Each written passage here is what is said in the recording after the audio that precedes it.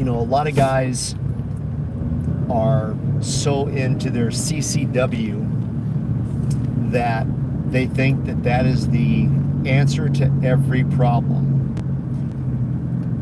99 out of 100 problems, that's not the right answer. But these guys, they got their concealed carry. They want to make sure that even though it's supposed to be concealed, which means you can't see it, they're always, I wonder if this guy saw the outline of my pistol. Wonder if he knows I'm packing. Well, if you're trying to make it obvious, yeah, everybody knows. But as far as the level of force continuum goes, the very first thing you should do is have presence. Look strong, look like a hard target. If you're one of these guys that used to be back in, I was listening to a podcast with DJ Shipley, and I agree with him. He said that should be walking around looking like Captain America. Now, granted, I don't look like Captain America, but I believe that my presence does tell people that I'm a hard target, potential hard target.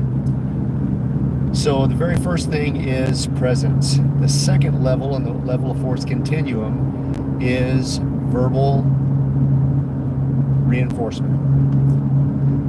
Being able to articulate what you want. So here in Hawaii, everybody speaks pidgin.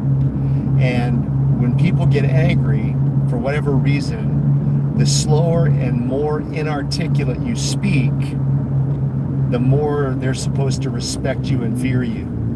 So if you are literate and you cannot speak clearly and you're angry, so now you're speaking even slower and even less articulate, then that's something to fear. I don't fear that. That doesn't impress me at all. I feel sorry for people who cannot communicate to get their point across. But you need to be able to tell that person while you're looking like a hard target, or your presence is sending the message that you're not to be messed with. You need to be able to tell that person, look, I don't want any problems. If you mess with me, this is what's going to happen. And the next one is soft controls. You need to have the ability to create distance. Get somebody away from you. Get them off of you. Get something between you as a barrier. And then hard controls.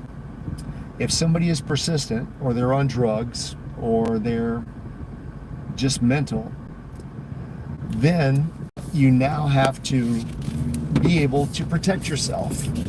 Most guys can't. They think they can, but they can't. You got to be able to throw some punches, some kicks. You need to be okay with not being okay in a violent situation. Somebody is putting their hands on you. You you need to be able to defend yourself effectively and efficiently. I watch guys try to throw punches or strikes, and one, I'm glad to see that they're trying to better themselves. But two, I'm looking and I'm just like, wow, you really need some practice. But then again, they're living a lifestyle that doesn't normally put them in an environment where these more aggressive or assholes might be.